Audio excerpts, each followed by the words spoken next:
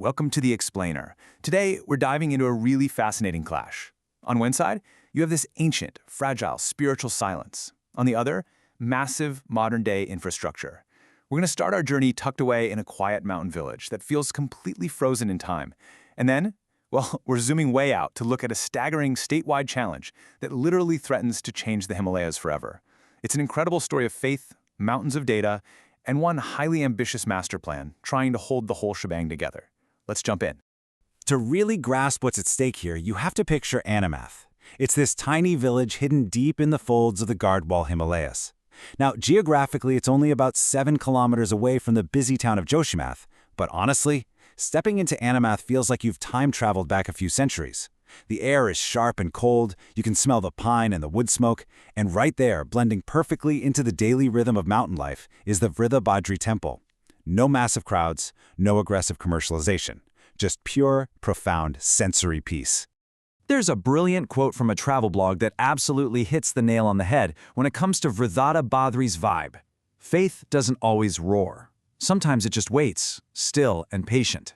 Isn't that beautiful? It perfectly captures the local legend. The story goes that the great sage Narad actually chose this exact quiet spot for his deep meditation, his tapasya. And when Lord Vishnu finally answered his prayers, he didn't show up as the vibrant, youthful god you see in the main Badrinath temple. Nope.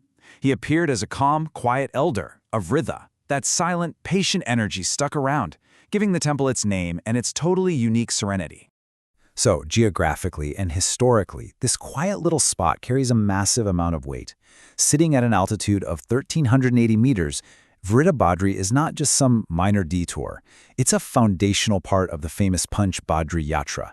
In fact, history tells us the very first idol of Badrinath, said to be carved by the divine craftsman Vishwakarma himself, was originally enshrined right here, before Adi Shankara moved it up the valley. For countless pilgrims, this creates a deeply layered journey. You don't just rush the main event. You come here first.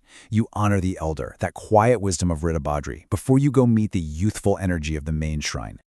Okay, so we've built up this beautiful, delicate illusion of absolute Himalayan silence, right?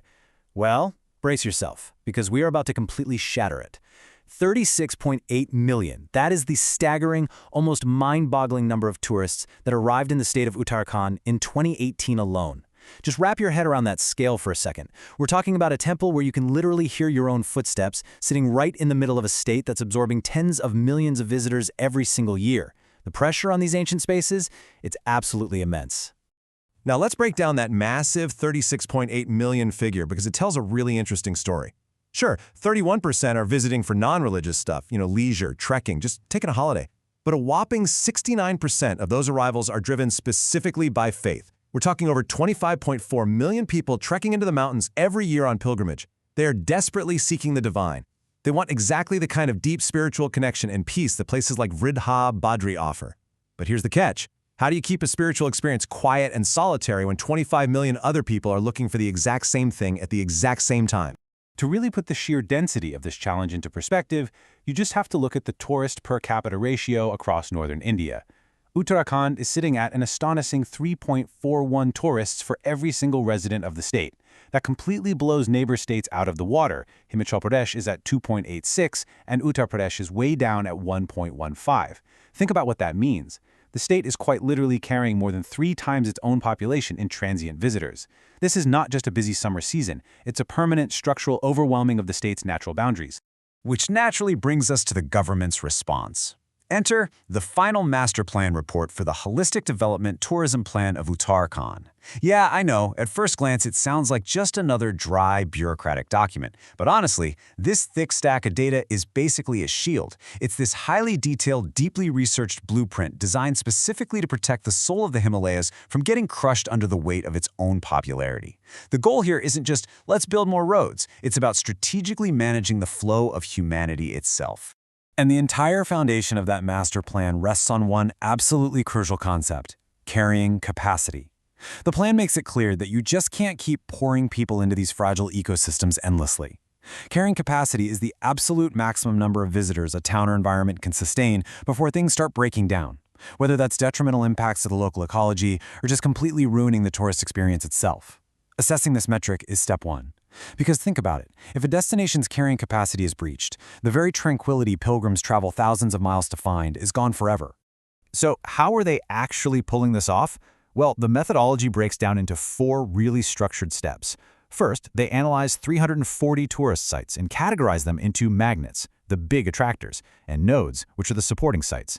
Second, instead of letting tourists just wander chaotically, they've organized the state into 19 specific thematic subcircuits. For example, our quiet little temple of Vridha Badri, it's now officially mapped into the Panch Badri circuit. Third, they rigorously assess the carrying capacity of these zones. And fourth, they set up destination management councils at the local level to ensure the infrastructure actually stays maintained. Basically, it's about organizing chaos into manageable, thematic clusters. But listen, drawing neat lines on a map is one thing, actually executing it out there is a whole different ballgame. The reality of the Garhwal Himalayas means you have to seamlessly connect these deeply isolated areas. You have to route millions of people safely through rugged, landslide-prone valleys. Building the necessary inter-district linkages to spread out the tourist load and move people away from those overwhelmed main hubs into quieter nodes, that demands some seriously incredible engineering. They're literally trying to make sure a pilgrim can visit the Panch Badri circuit safely without turning a pristine mountain valley into a giant traffic jam. To actually get that done, the master plan lays out highly specific on-the-ground infrastructure solutions backed by a massive estimated investment of 9,225 crore rupees. We're talking statewide heliports and regional ropeways to just bypass road congestion entirely. They're also focusing heavily on community homestays to make sure the local economy actually benefits, rather than just slapping down massive commercial hotels everywhere.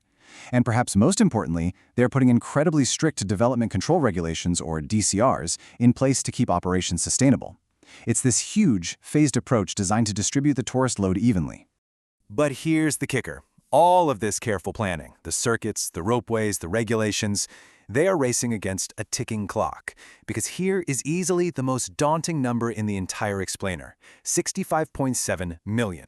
That is the projected number of tourists expected to hit Uttarakhand by the year 2030.